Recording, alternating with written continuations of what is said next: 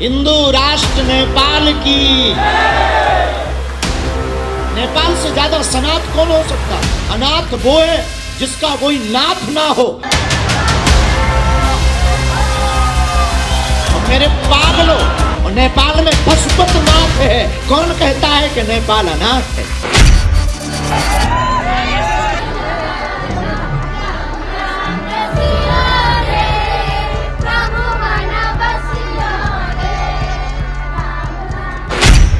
नारे, जयकारे और हजारों लोगों की भीड़, हाथों में थाल सजे थे, भक्त कतारबद्ध खड़े थे।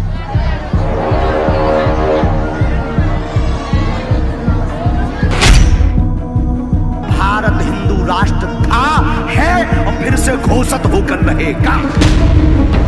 दिल्ली से लेकर मुंबई और प्रयागराज से लेकर परदेश तक हिंदू राष्ट्र की आवाज बुलंद करने के बाद बागेश्वर बाबा जब सनातन की धर्म ध्वजा लेकर नेपाल पहुंचे तो वहीं भौकाल नजर आया।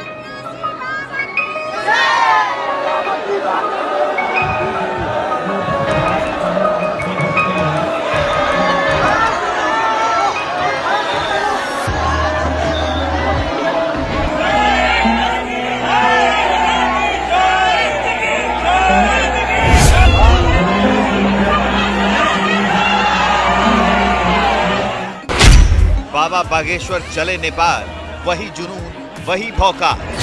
नेपाल के निवासी सदा सुखी रहें और यहाँ सदियों तक राम की खुशबू ऐसे ही फहराती रहे।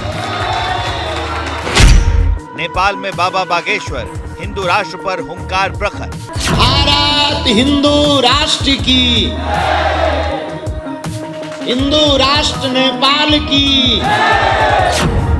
धीरेन्द्र शास्त्री काठमांडू पहुंचे तो वही अंदाज था। हजारों श्रद्धालु बाबा की एक झलक पाने को कतार में खड़े थे। जय श्री राम के जयकारे के बीच बाबा की सवारी निकली। बाबा जहां जाते भक्त दौड़े चले आते।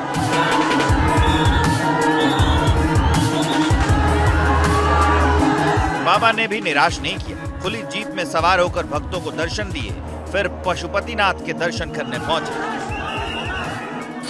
यहाँ दो नाथ है, पशुपतिनाथ, मुक्तिनाथ। पर हम लोग कैसे अनाथ? जहां लेफ्ट और राइट में दो नाथ हो तो हम लोग फिर कैसे अनाथ? हमें लगता हम नेपाल से ज्यादा सनाथ कोई और राष्ट्र हो भी नहीं सकता है? नेपाल से ज्यादा सनाथ कौन हो सकता? अनाथ वो है जिसका कोई नाथ ना हो। और नेपाल में पशुपतिनाथ है। कौन कहता है कि नेपाल अनाथ है? पंडित धीरेन्द्र शास्त्री नेपाल में 3 दिन रहेंगे। 22 अगस्त तक कथा सुनाएंगे। लेकिन पहले ही दिन बाबा ने नेपाल में अपने भक्तों को एक अजीब सी सलाह दे डाली। माता पिता को मानते हो? माता पिता की नहीं मानते हो? और मेरे पागलों, जितने भी लोग यहाँ बैठे, हम तुमसे प्रार्थना करेंगे। अगर तुम्हें कुछ पाना है, अगर तुम्हें कुछ बनना है, अगर तुम्हें कुछ उपलब्धि पानी है, तो आज की बात हमारी नोट करके घर जाना। या तो तुम आज के बाद पशुपतिनाथ के मंदिर में जाना छोड़ दो, या आज के बाद तुम पशुपतिनाथ महादेव का पूजन करना छोड़ दो, या आज से अभी से पशुपतिनाथ पर सब कुछ छोड़ दो। आयोजन करने वालों ने बताया कि नेपाल में कथा कराने का एक मकसद सिर्फ यही है कि नेपाल के जो लोग भारत जाकर कथा नहीं सुन सकते वो हनुमंत कथा यहाँ सुन सके, बाबा से मिल सके। पहले ही दिन बाबा की कथा में जबरदस्त भीड़ उमड़ी।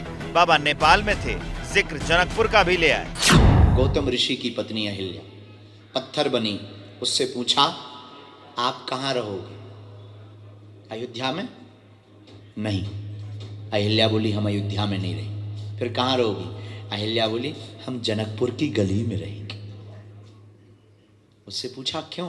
बोले, अयोध्या में शायद भगवान के दर्शन ना। जनकपुर की गली में क्यों? बोले, भक्ति की नगर की गली में रह जाएंगे तो भगवान गुजरेंगे जरूर शादी के लिए।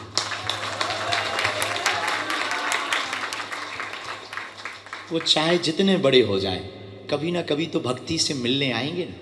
और भक्ति से मिलने आएंगे तो हम गली में ही मिल जाएंगे, हमारा उद्धार हो जाएगा। ये पहली बार है जब बागेश्वर बाबा का दरबार नेपाल में सजा है। इससे पहले नेपाल के श्रद्धालुओं को बाबा की कथा सुनने के लिए किस ओर तक का सफर तय करना होता था।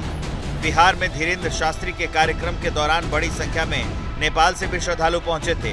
इस दफा बाबा खुद नेपाल पहुंचे। यह वो भूमि है, नेपाल के जितने भी लोग यहाँ विराजमान हैं, आपको गौरवान्वित होना चाहिए। ये वो भूमि है जहाँ जन्म लेने वाले को अयोध्या नहीं जाना पड़ता है, अयोध्या के राम को यहाँ आना पड़ता है।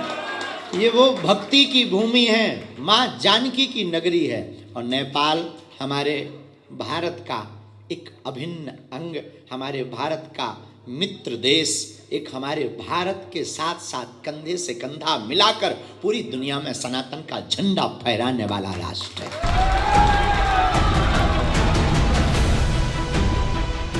पिछले कुछ साल में बागेश्वर धाम की ख्याति दुनिया भर में फैल चुकी है। धीरेन्द्र कृष्ण शास्त्री देश के कोने कोने से लेकर लंदन तक कथा सुना चुके हैं। बाबा इस कदर व्यस्त हो चुके हैं कि एक जगह की कथा खत्म होते ही नई जगह की एडवांस बुकिंग हो जाती है। नेपाल के बाद धीरेन्द्र शास्त्री झारखंड में मंच सजाएंगे, लेकिन फिलहाल धीरेन्द्र शास्त्री नेपाल के भक्तों को 3 दिन तक आशीर्वाद देने के लिए तैयार हैं।